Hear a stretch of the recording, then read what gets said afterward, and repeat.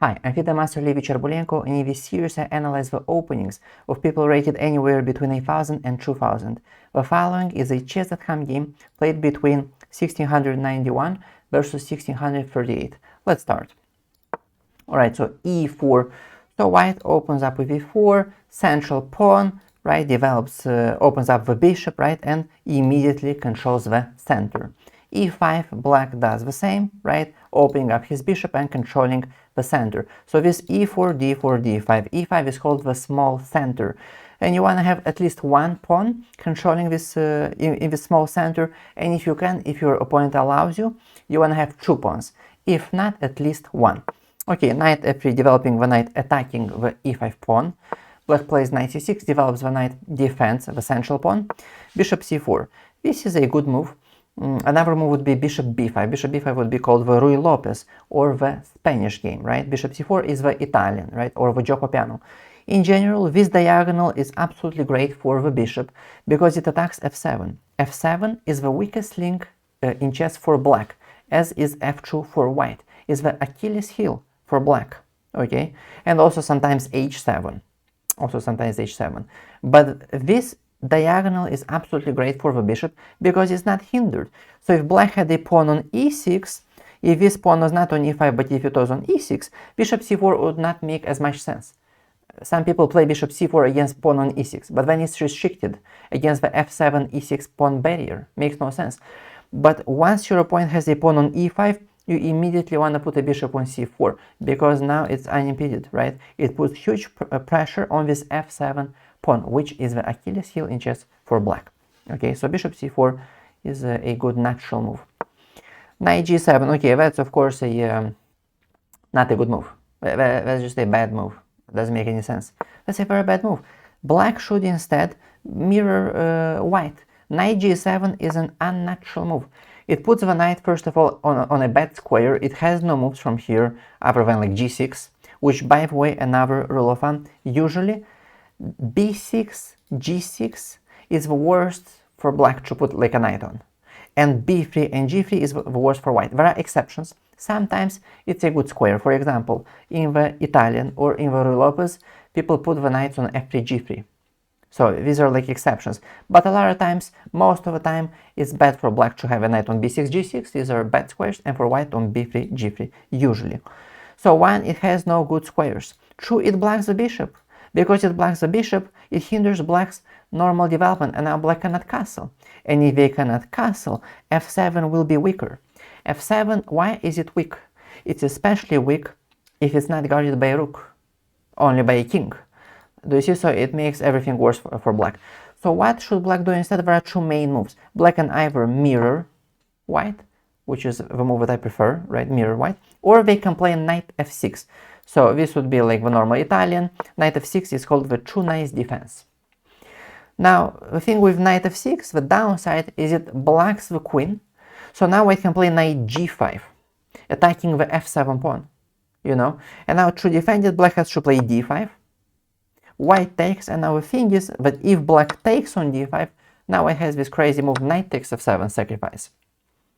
King takes f7, queen f3 check, attacking the king, attacking the knight. Now if the king goes to g8, we just like take, it's checkmate, or we could even take in a funny way, you know, a checkmate with the bishop, which is pretty interesting.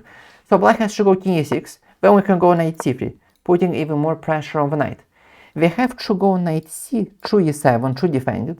Now we could just castle, for example. And next we can use some arrows. So white is down a piece, but next he'll make moves like rook e1, put pressure on the king. Pawn d4, attack the pawn again, open up this bishop. This bishop will go to g5. The a1 rook will go to d1. This bishop will be pinning this knight.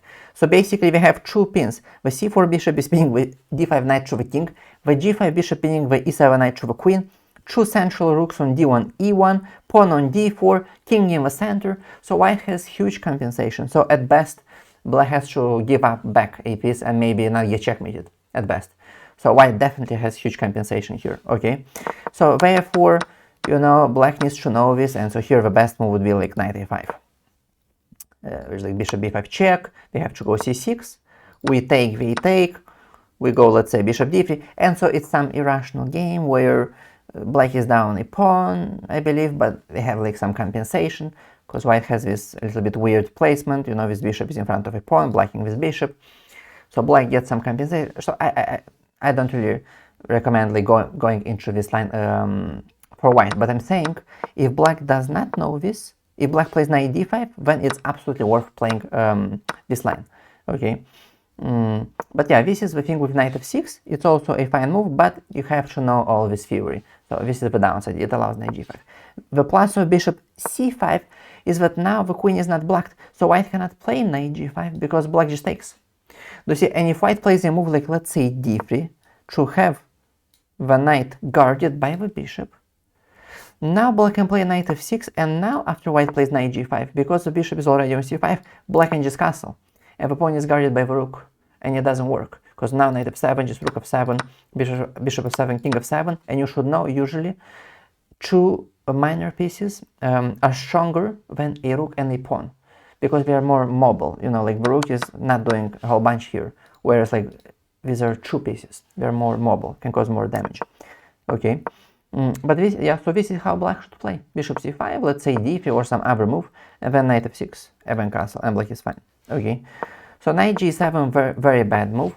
It hinders black's normal development. d3. This is a mistake. This is too slow. So there is this rule of thumb. When your opponent does not play proper moves but plays slow moves, moves that hinder his development, you cannot just continue playing in the same normal way, nothing special way, slow way. If your opponent makes passive moves, you should immediately punish him with very active moves. We never play d3 against a move like knight e7 or like a passive move. We always play explosively. So the most obvious move, of course, would be knight g5. This would be the most obvious move, right? Because now the queen is blocked, so we cannot take our knight.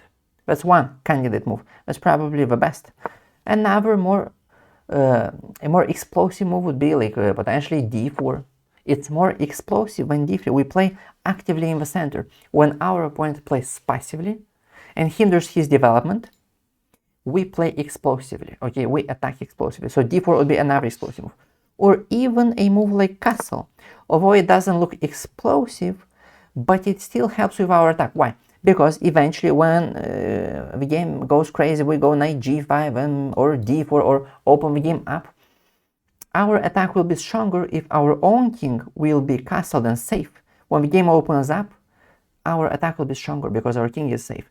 Also, because we castle, we'll have like, we can like use our rook when the game opens up, you know, the e-file maybe, and we can engage our rook.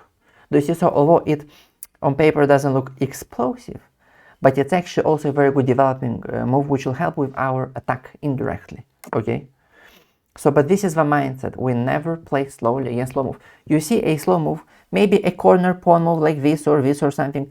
When you see a slow move, punish it with explosive play. But yeah, knight g5 probably would have been the best. And the other two moves are also good, also very good. But this is like the most concrete threat. Black has to play what, like d5? I just take. Takes. And in fact, actually, don't we transpose? Don't we transpose Chauvet sacrifice? Here, and we just transpose. We just transpose Chauvet variation, I believe, right? Which is very good for white. And so we have to play like what, like maybe this, but this is different. This is not the same. The knight is on e7. The knight is on e7, so this cannot be even like this. Here. I mean, it's different. We can go here, but we also have a move like queen f3, by the way, attacking the pawn. Also, this pawn is pinned to the rook, so black cannot take because we just take, correct? And also attacking the f7 pawn. Do you see? So stuff like this, or bishop d3 even, but queen f3 I like. But this is not the same variation.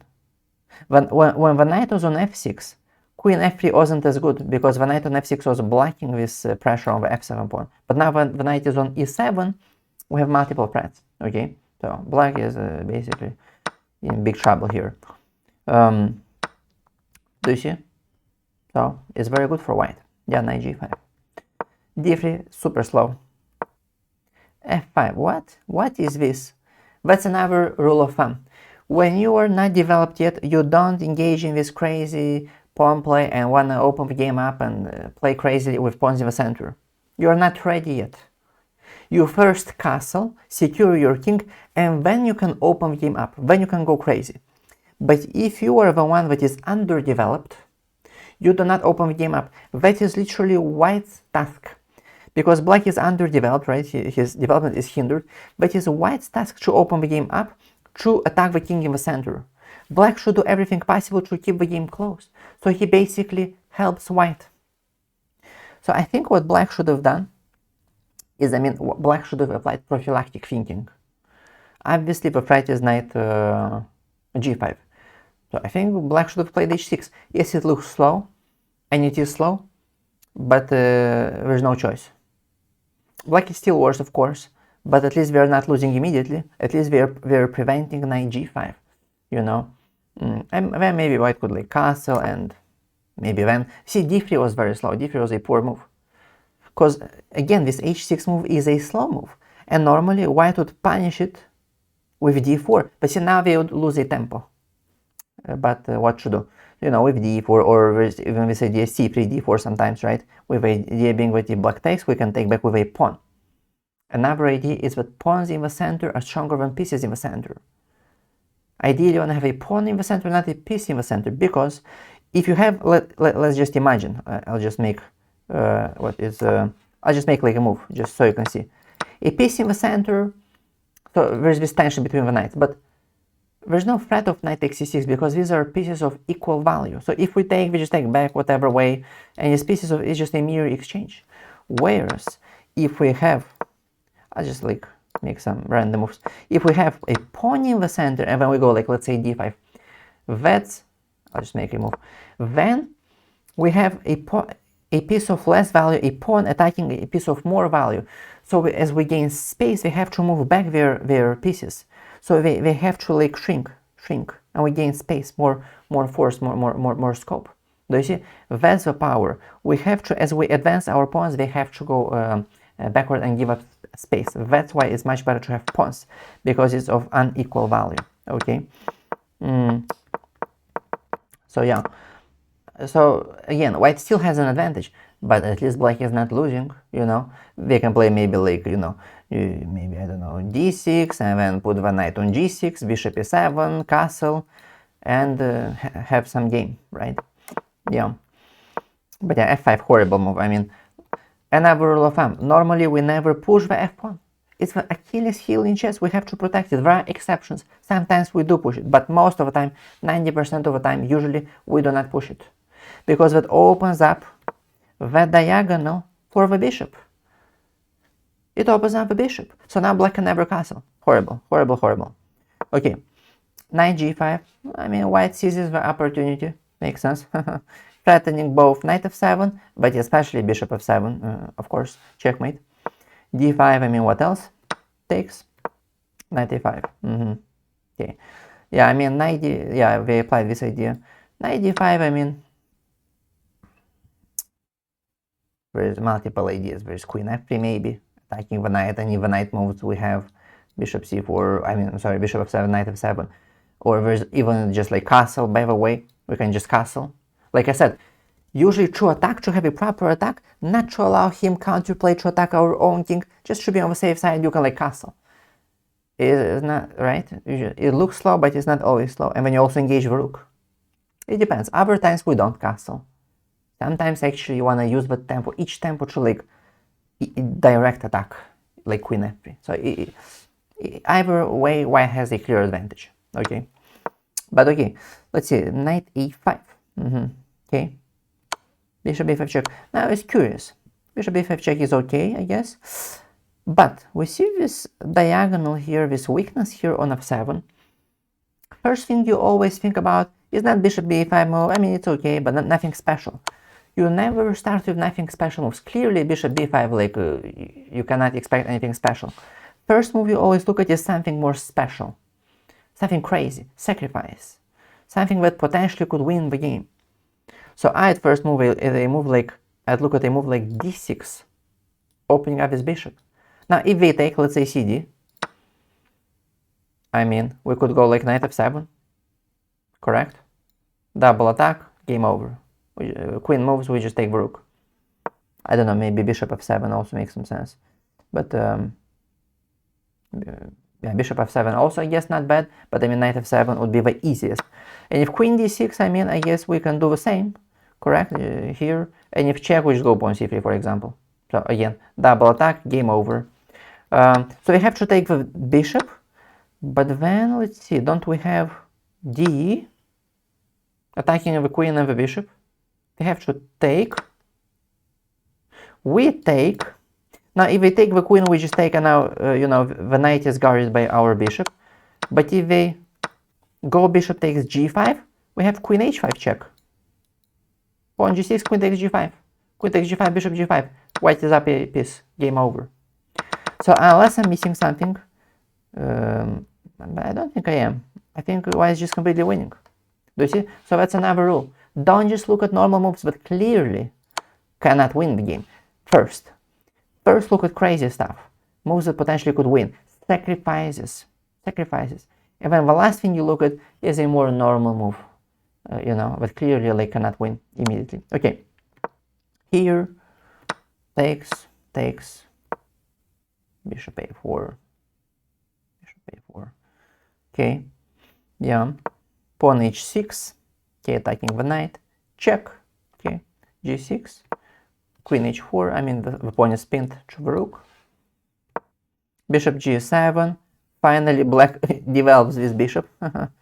Okay. Knight f3. Yeah, because now already hg is a threat because the rook is guarded. Okay, knight f3. All right. g5, huh? Yeah, black goes crazy. I mean, yeah, black couldn't castle, right? Because this is the problem. They'd like to castle, but then there's bishop h6. We just lose the pawn. And then like knight g5, take on g7, queen h7 with basically checkmating ideas. So that's of course bad for black. Yeah, black just never castles. Queen b4. I mean, that's a bit weird to put it on the queen side when we want to attack on the king side, I think. Maybe more sense would have made to play queen h5 check. And now black cannot castle. So for example, let's say they go king f8. Now this square is really weak, so we'd like to like have this bishop here, but this knight is annoying. So maybe we could like attack it, play b4, attack the knight, oops, it goes back, and then we go bishop b3. And now it's like difficult for black to guard this square, you know. And with very good play for white, threatening queen f7, checkmate. Okay, and then eventually, if they somehow defend, we have to play bishop b2 to prevent e4, because e4 is a threat, and then take on the rook on a1, right? But yeah, queen b4, okay, bishop d7. I mean, I think black would have just castled, just quickly castle. But okay, bishop d7 doesn't really make much sense. I don't see the point. What, rook b8? I think it's slow. Bishop d2, attacking the knight. Knight d5. Okay, white just wins. Just wins the piece. Yeah, white just completely winning. That of course was a huge blunder. But already the knight has no moves anyway. Yeah, the knight's actually trapped. Yeah, the knight's trapped. Yeah, the knight's trapped. Yeah, probably maybe should have played like maybe like knight d5 here, you know, to prevent it. Yeah. And basically white's completely winning. Alright, I hope you enjoyed. If so, like, comment, subscribe, and I'll see you in the next one.